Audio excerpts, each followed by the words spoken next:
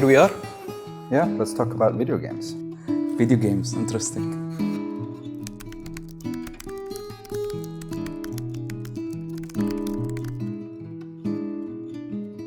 My name is Hisham Shaheen. I'm the CEO of NIP Group, which is one of the largest gaming entertainment companies in the world. We essentially do everything that has with video games and entertainment in the gaming space. I'm Hassan Hashmi.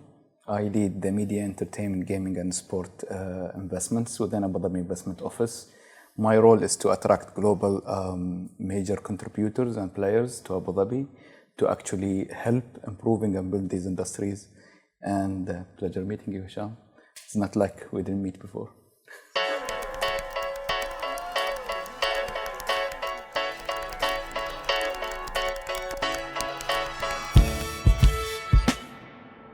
So I think essentially we started the whole thing on a good foot, let's say. We were chatting at one point about what could we do in Abu Dhabi in esports. And I come up with a crazy project that he said, Hassan, no, please don't. It's not the right way. And then we started sitting together talking about different aspects of the esport industry, what could be the benefit and impact to Abu Dhabi, how nurturing skills and talent within this industry can really have multiple of positive impacts through and through. Yeah. No, and from our end, it was, our company has grown a lot over the last couple of years. I remember if you look at NIP like 4 or 5 years ago, we were like 30, 40 people. Over the course of that time period, the company has grown to 400 people. And essentially what we found ourselves in was a situation where we had offices in Sweden and in Latin America, a lot of offices in China, in various locations. And for us, the whole company was operating disjointed. And we needed to find somewhere which would coordinate all the global offices around the world and make sure that we managed to consolidate our company into one global business. And secondly, whenever you look at the world and where gaming and esports is expected to grow across the world, I think there's a pretty wide consensus now that the Middle East is the next frontier of esports and gaming growth. You see a lot of activity happening in the region. So when we looked at our company and where we set up our next space for growing further than where we are now, we landed up, well, it's bang in the middle. Time zones are great. Access to talent, connectivity to the world is great. And also it is expected to be one of the largest growth markets. So what about we actually put our HQ bang in the Middle East? And that was essentially the fundamentals of why we decided on doing it. Yeah, I think it's also, there's a really beautiful concept behind all of this. So during my role and the interaction globally that we do, promoting Abu Dhabi as an investment destination. In essence, the partnership with NIP, if you think about it, it's like being something like a bridge between East and West. And then because you are engaged already in Brazil, Sweden, and China markets and Asia, and then you choose Abu Dhabi to come here and we work together on a format where we can provide a win-win situation and essentially connect East and West. So this is why it's interesting. This is why we've been vocal about how great this partnership is. Yeah.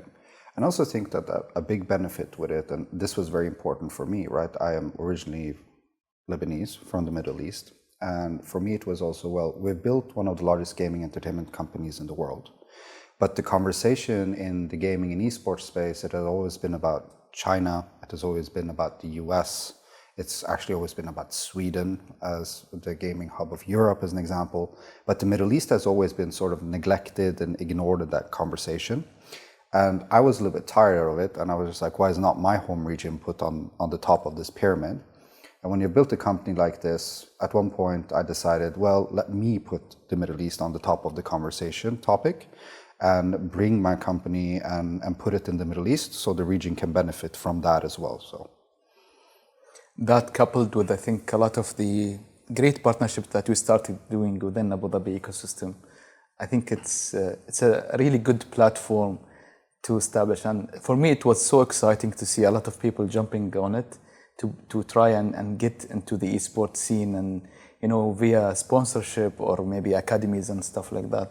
And that's really refreshing. So when you start doing one investment with certain, outcome that will benefit, both on your P&L and also, the non-financial impact, then everyone will be encouraged to come here and invest in gaming. And I think it's like a ripple effect.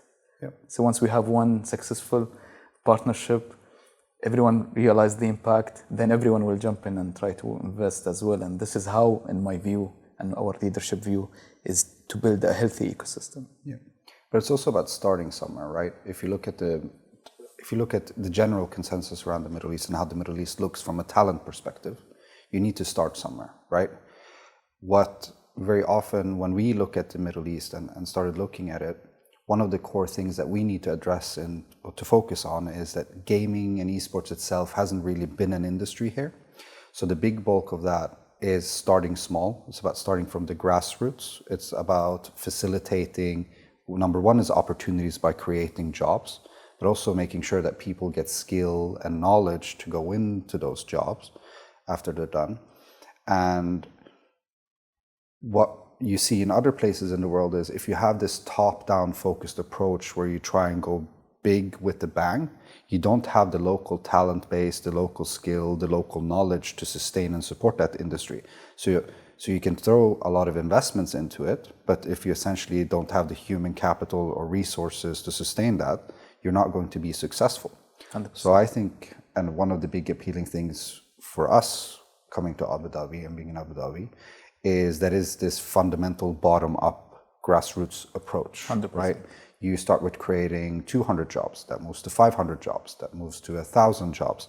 That is about bringing other companies here, where you start developing an ecosystem clusters, where there's collaboration, there is actually a general baseline activity going on, and you take a 10-year holistic perspective on it versus expecting that everything is going to be revolutionized or changed overnight, because it won't. It's a very, very long-term project. So as long as you facilitate a co-investment where both partners are in it for the long term, the needle is inevitably moving for the long term.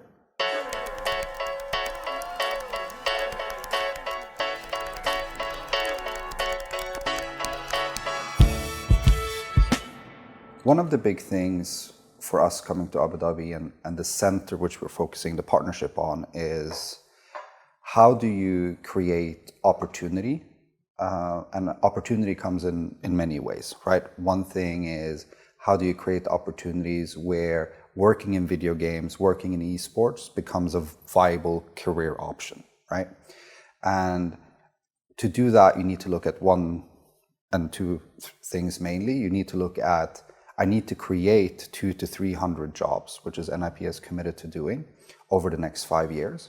But also you need to make sure that you train, you skill develop, and you have sufficient knowledge sharing where the local ecosystem and local community can be equipped to take those 200 to 300 jobs.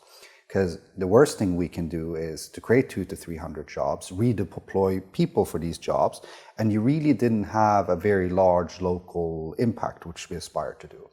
So for us, number one is providing that local talent with opportunities, being a catalyst for why esports and games become relevant. And one big thing which we really aren't talking about in the Middle East, which I think a lot of people can relate to, is we have a young demographic. The kids and the youth population that are growing up today is extremely interested in esports, video games, creative industries, digital industries. They are not interested to be in industry, work on oil platforms, and so on. So over a longer period of time, if these industries aren't created, thriving, there's opportunities, you will encounter brain drain in the countries, where young talent actually leave to get an education, then they will take jobs abroad and they will never come back because the opportunities didn't exist. So I think that is the fundamental opportunity here. And obviously you have all the side effects. We have moved one of the largest gaming entertainment companies in the world. We have put it out to the world, and I think based on what you have seen of reaction, of interest, has literally put Abu Dhabi on the top recognition of what the gaming and esports industries around the world, which means that now there's momentum, and that momentum can be built on. Definitely, and I think also from my side, I look at it a little bit on a more simpler way. So growing up, I think parents were very adamant and pushy to take you off screen. I mean, video games all the time. Not only for me, I think all my generation, all my peers would face the same. So it's about go do your homeworks. Don't spend too much on the PlayStation or whatever. Go play football. Go play football, whatever it is. It was all treated the same anyway, but the passion is there. As young people growing up, we will always be inclined to compete, play, spend more time doing something that you love. Now you couple that with a path where this thing can actually result in you creating your own platform, having content that you can share with the world, doing something positive, link it to another aspect where you can actually engage more people to interact with your culture as well. And then us with this partnership, if we create paths to have that combined, this concept within the parent will be even changed 180 degrees. They will encourage participation of their kids in these things. And I think the evolution of the industry, as I understand, reading about interacting with you guys, it's interesting that it's treated, the talent is treated as professional athletes in traditional sports. So you look into, the dietary, you look into exercising, being healthy. So you deliver the top performance during competition, which is very amazing if you think about it. And also within this partnership, the right way to do and build industry is to do partnerships with those who proved, they can bring value and provide essential development within its growing up as an industry. Abu Dhabi did this with a lot of other industries. So in oil and gas, the way that we became very known in this industry is because we established partnerships in the 50s and the 60s, similar, in aerospace and so on. So now it's the new era, and the partnership would take Abu Dhabi to the next phase.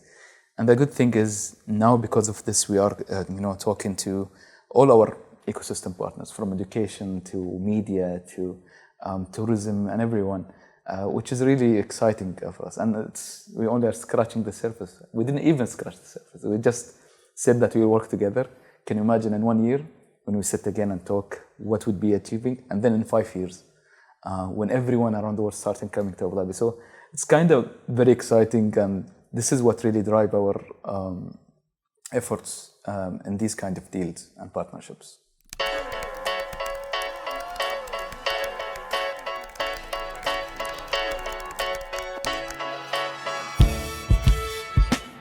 We have been talking a lot about when people look at us, they look at esports and they think it's professional esports athletes competing in video games. But what people tend to forget and not think about is that an esports business is essentially like running a large sports team, and for example, footballs. So one thing is that you have athletes competing for trophies, but you have this whole other range of opportunities that emerge from competing in video games, right? At NIP, for example, obviously we have many different verticals, which ranges esports, talent development, creative studios, publishing, and hotels. The opportunities are much wider than just competing in video games, right? The opportunities it essentially mounts out to jobs in content creation, social media, marketing. Believe it or not, professional sports teams have finance departments. Believe it or not, professional sports teams have office managers. Legal department. We have legal, right? So it is a whole industry where you will find the same fields you find anywhere else, just geared up towards being in video games, being in esports.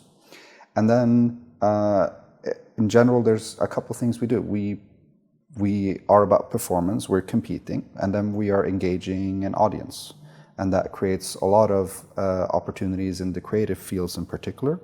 So if you look at NIP, what we have built our business around is how do we engage this audience? So a large opportunity spectrum that's coming to Abu Dhabi is social media, content creation. So then we're talking about 2D graphics, videography, photography, and how you create content to engage audience spaces.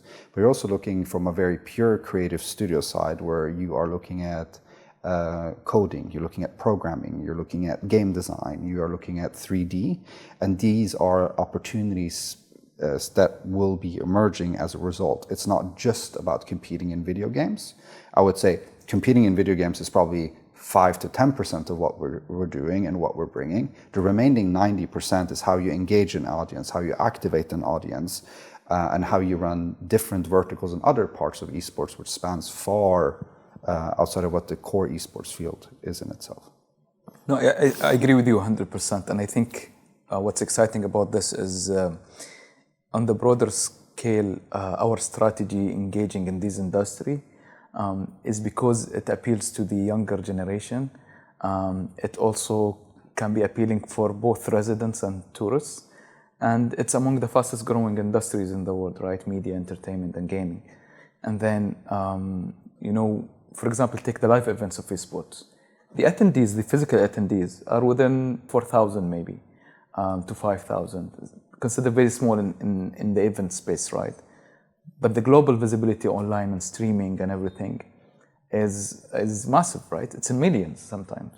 And then with this, you have to really be prepared to produce a high quality video content and streaming content.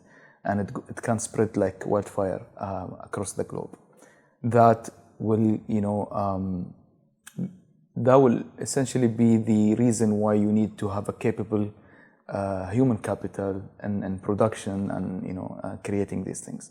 And then on the other side, in order to be part of the development scene, you have to understand how coding works. You have to put the commercial aspect within each other. So even from there, your business acumen and background will become essential. Project management is a huge aspect to it. So creative studio by itself can have wide, application in all the industry as well. Yeah.